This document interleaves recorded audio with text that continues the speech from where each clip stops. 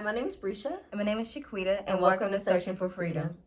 So today, you guys, we are going to be talking about a topic that I don't know about you, but I've struggled with during this walk. We're going to be talking about expectations in the church and just how we think we are supposed to carry ourselves to be considered or seen as that we're truly after God's heart. Yeah. So with this, I just want to ask you, like, how have you been dealing with this when it comes to just your expectations or what you feel you're supposed to carry yourself like when it comes to the church? For me, I do march to the beat of my own drum. Literally. But I can say that sometimes I feel like that I'm so focused on making sure that everything I do is just pleasing to God, whether it's my work and finance, everything, that I forget to live, what it's like to get out and have fun and meet and greet and to not just be home and just like, okay, let me make sure I'm prepared for this. I need to do that. Or, this is happening in my future, so I want to make sure I'm doing that. And it's like, there has to be a balance, No, it can't just be all work, or all about God, or, to the point that it becomes religion. And it's like, so I have to remember to live. Okay. So it's more of just, instead of being all in, not necessarily even just females, because it's guys as well, but it's just like, okay, I've been so like eyes and heart set on this. It's just like you're so focused on making sure that you're pleasing him that nothing else, like you're forgetting to enjoy the life that he's given you. Right. No, I definitely get that.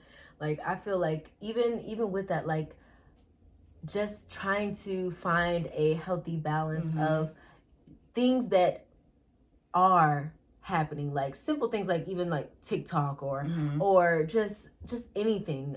I don't know why TikTok was the only thing I could think of, but just like simple things like, am I looking more like the world than I'm looking like God? Am I not representing him well with some of the things that I do? So I definitely, those are things that I consider before I do other things, because it's like I want to make sure that all of my actions represent him well, and that whatever I do, it doesn't discredit what he's trying to do in my life to other people. And even with that, like simple things where it's like, okay, for the longest time, like I have gone back and forth with this idea of how I'm supposed to be perceived just as a female if I am following Christ, when it comes to what I'm wearing, how I carry myself and things like that. And it's just like, it came to a point where it's like, I feel like it is debilitating me, because it is holding me back of who I truly am, because I feel that I would be judged. I remember when we were younger, we were in church, and my older sister, she had a shirt where like it was off the shoulder, and one of the older ladies came up to my sister. She was in like, she may have just been ninth or 10th grade, and told her that she basically was dressed like,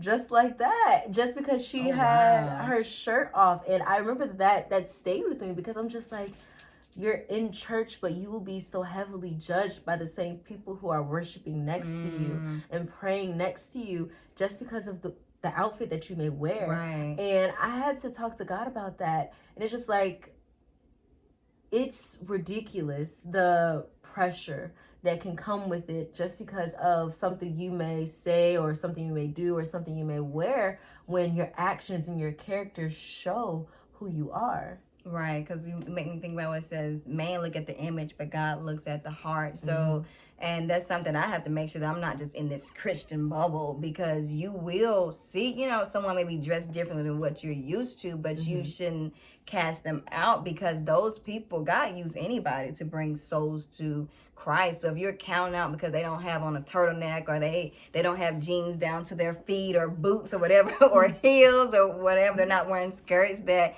that God can't use them, they can. Just because you feel like you're trying to keep it together all in your mind and you're not just living. So that goes for me. You can't, like, for me, I don't judge people, for how they wear or the things that they do, but I do know sometimes you can become judgmental. Like, what they got on? What's she doing? I can't believe they saying that. And they say they're a Christian. Like, no, God calls everybody. Definitely. And as long as you're doing it well and your motives are pure and God is leading you, then live. It's crazy how much power we give that. Mm-hmm. Like our goal is to represent God. Like everything else is second. Everything else is second. And it's like, even with what you're saying, like even just trying to make sure that we are being intentional about him, sometimes we can forget to live. Whatever that looks like, just authentically showing up who you are, being who you're supposed to be, and still doing what God asked you to do. Like, it's okay to go out and enjoy your life and have fun, as long as when God tells you to do something, you jump and do it. You be obedient. Like, that is all we're called to do. Yes, drag people along, help people along the way when you're there. Like, if God gives you an opportunity to say something to somebody while you're out having fun, make sure that you're open to be able to do that. But go live and enjoy your life. But I feel like so often we feel as if we have to be in the house and just only be praying and doing Bible studies and only like taking care of the kids and cooking and cleaning to be considered a good Christian. And it's just like, that's not the case. Like he's given us this to enjoy, as long as we are doing what we're supposed to do in his name. And then for me, as I don't even want to just say, for me, it's not because I haven't had an experience of where I've been judged about something I've been wearing, that I've wore to church, or just anything, or the way I talk or things like that. For me, it's been I would say society or culture, because I grew up in a single family household. So I'm so used to just being strong for this person and strong for that person, and being the backbone for this or backbone for that person, somebody that people can call on, that I forget about myself. Girl, yeah. Do you know what you like? Do you know the type of fun you like to have? I like movies. I like skating. I like going out. But it was to the point of just being in the mind frame of that. I don't have time for that. I don't even like recess growing up. I don't got time for games. I don't have time for me. You've been an adult all your life, sis. Been an adult all my life. Just like, it take my 7-year-old, my son, to say, Mom, can we go skating? Or Mom, can we go to the movies? You get there and you're like, oh, I do like this. Oh my gosh, when's the next event? So absolutely, I feel like it's just a lot of expectation. I'm not even sure we put the pressure on ourselves as well, because we want to make sure that we're representing Christ, number one, and that we're not doing things to please ourselves. Oh, definitely. Like I really feel like it's self-imposed as well, because it's like, how many times, like, we have seen a lot of situations where it's like, okay, and we talk about this all the time, where it's like, okay, there are people who don't want to go to church, or even when we have conversations with them, it's like, oh, well, you actually do that, you do that, and it's like they're shocked, because it's like, I haven't seen a church that does that, or I haven't seen young adults that do that, and it's like, it's because they've seen false representatives, and it's like, okay, we put so much pressure on ourselves to not be a false representative that we forget to just be us, because we're not perfect. We are not Christ. We are not going to be able to save everybody and be that representation for everybody. We have to just show up who we are and do what God has called us to do there. The expectation of the church, society, and culture, and even the pressure that we put on ourselves. When I heard God this morning in church, he was, live. What's so hard about just living? What's so hard about doing that, instead of worrying about what the world may think or this person may think? Why not just live? That's another thing. Like, I feel like so many people don't want to go on this journey, because you feel like, okay, you're not going to really enjoy yourself. You're not going to have fun. It's just like, you're doing this.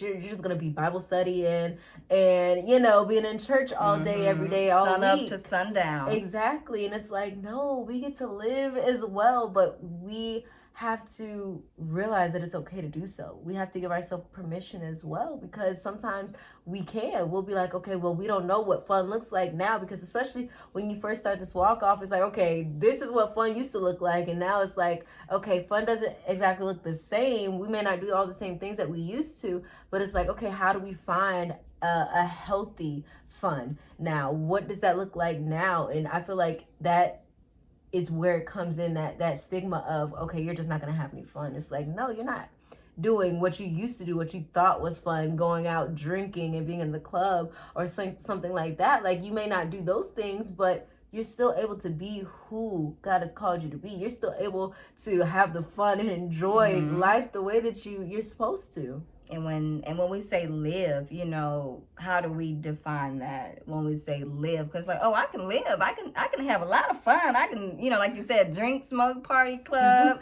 You know, I can hang out with my friends and we're just tripping out. But right. Somebody's watching this like, oh, I'm living. Oh, honey, I'm living. But y'all Christians, no, y'all just too judgmental, or you feel like you can't even laugh.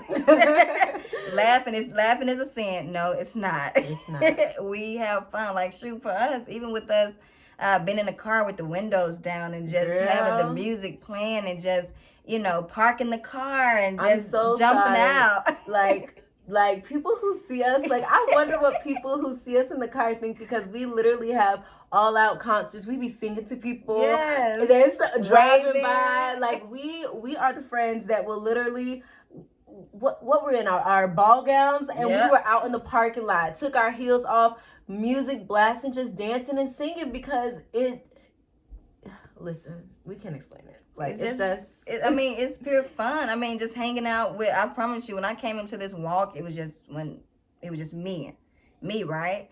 But then God started bringing people into my circle, and I'm like, oh, it's a group of y'all. Mm-hmm.